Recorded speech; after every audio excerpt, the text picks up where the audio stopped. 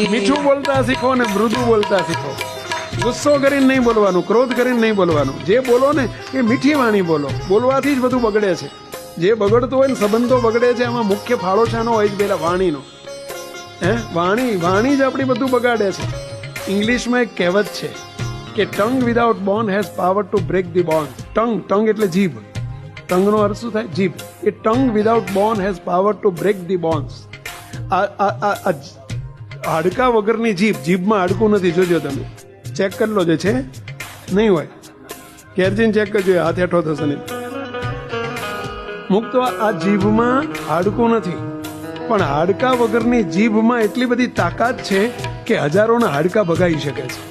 વાણી, એને વાણીને મીઠી કરતા શીખો. એ પેલા એટલી મીઠાશથી વાત કરશો ને, મુક્તો ભલ ભલાના કામ થઈ જશે. માણસ ઓગળી જાય. અમે